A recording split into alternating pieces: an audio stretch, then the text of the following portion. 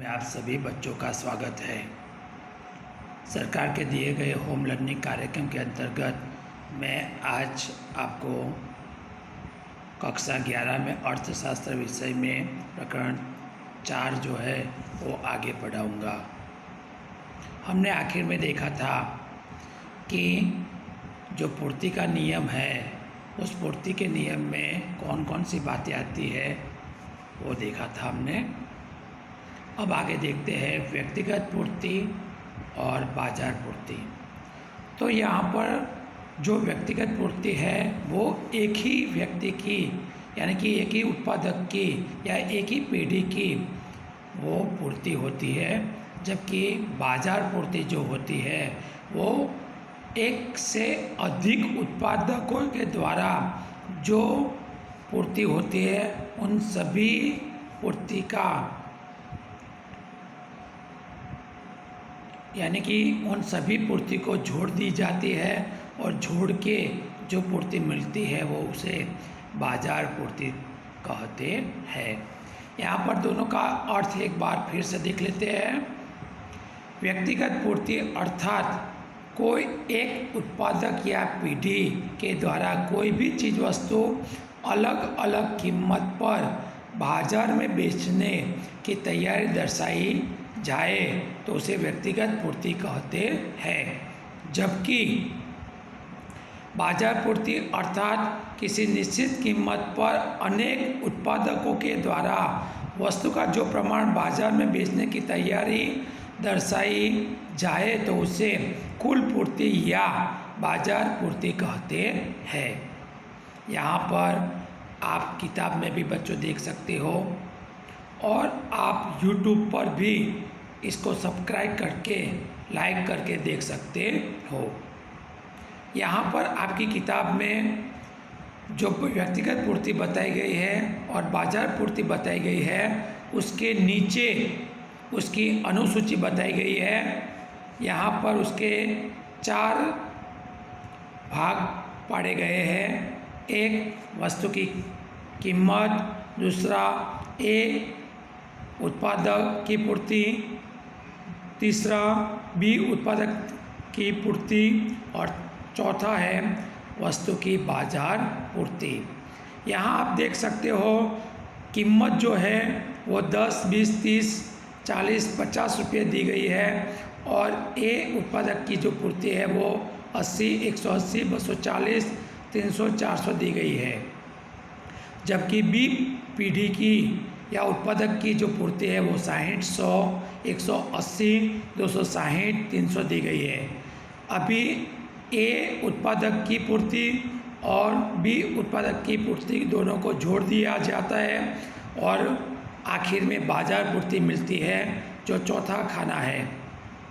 चौथे खाने में हमने देखा कि दोनों को जोड़कर 140 होती है, 280 होती है, 420 होती है, 560 होती है और 700 होती है।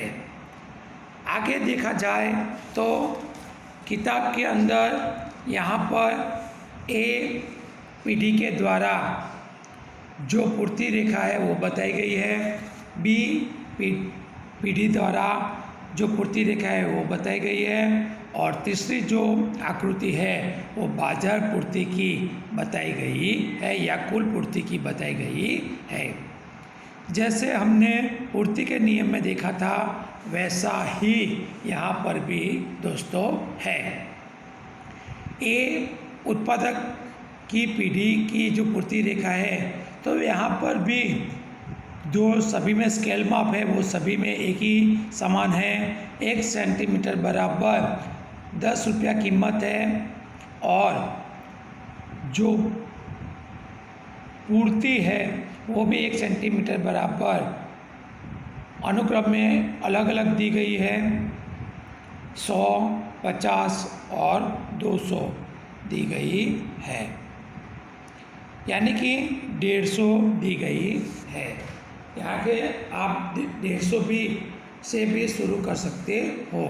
यहाँ पर 1 सेंटीमीटर बराबर ऐसी अलग अलग पूर्ति बताई गई है। 200 बताई गई है मुख्य बाजार पूर्ति में स्केल माप में 1 सेंटीमीटर बराबर। पहले देखते हैं ए पीढ़ी की पूर्ति की रेखा। जब 10 की कीमत होती है तब ए पीढ़ी की पूर्ति जो है वो 100 होती है, 20 पर 200 होती है, 30 पर 300 होती है, 40 पर 300 होती है।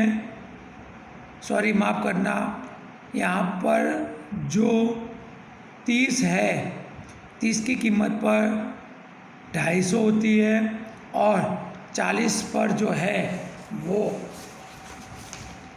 300 होती है और जब 50 कीमत होती है तब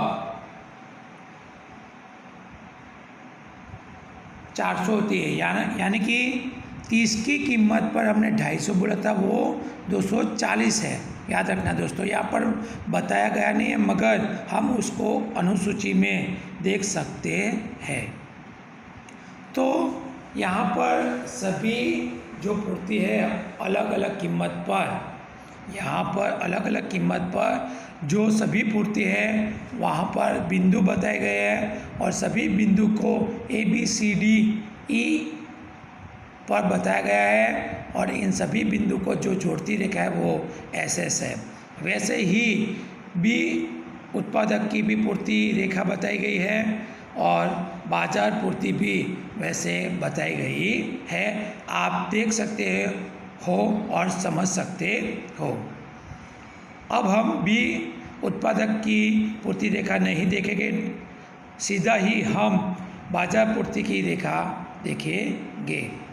बाजार पूर्ति में ओ एक्स धरी पर पूर्ति बताई गई है और ओ वाई धरी पर कीमत बताई गई है। ए पीढ़ी में भी यही था कि ओ एक्स धरी अक्ष पर पूर्ति थी और ओ वाई अक्ष पर कीमत थी। तो आप देख सकते हो बाजार पूर्ति की रेखा जो है वहाँ पर भी दोनों उत्पादक को जोड़ा गया है, दोनों के उत्पादक की जो पूर्ति है उसको जोड़ा गया है और जोड़ के देखा जाए तो 10 की कीमत पर बाजार पूर्ति जो कुल होती है वो 140 है जो ए बिंदु पर बताई गई है।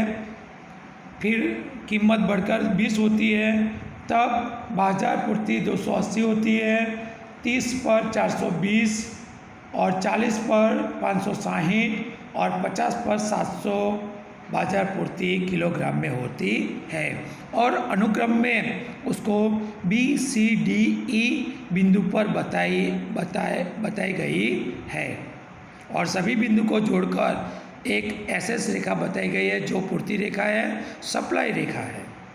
तो आप बच्चों देख सकते हो कि ऐसे बाजार पूर्ति और व्यक्तिगत पूर्ति के बीच में ये संबंध देखने को मिलता है। आगे देखते हैं पूर्ति फलन। पूर्ति फलन में यहाँ पर सवाल होगा दोस्तों कि पूर्ति फलन अर्थात क्या। पूर्ति फलन अर्थात पूर्ति फलन किसी एक वस्तु की पूर्ति और उसे प्रभावित करने वाले अनेक परिबलों के बीच के संबंध को वो दर्शाता है। यहाँ पर अनेक परिबल यानी जो टेक्नोलॉजी का स्तर है, उत्पादक के साधनों की कीमत है, वो सभी अनेक परिबलों में आते हैं। देखते हैं उसको सूत्र में। एस एक्स बराबर उस सिग्मा दी गया है, एफ दिया गया है यानी कि सिग्मा जैसा है वो, यानी कि वो फलनात्मक संज्ञा है। फिर काउंस में P x T P F P E और यू बताए गए। उसको क्या कहते हैं क्या नहीं कहते उसका विश्लेषण नीचे दिया गया है। एस एक्स जो है वो एक्स वस्तु की पूर्ति है, एफ है वो फलनात्मक संज्ञा है, पी एक्स है वो एक्स वस्तु की कीमत है, टी जो है वो टेक्नोलॉजी का स्तर है। आप किताब में ये सब देख सकते हो बच्चों। पी एफ है वो उत्पादक के साधनों की कीमत है और पी ई जो है भविष्य की कीमत संबंधित अटकलें है और यू जो है वो अन्य परिबल है। तो यहाँ पर ऐसा पूर्ति फलन बताया गया है। बस आज के दिन के लिए ही इतना ही। अस्तु।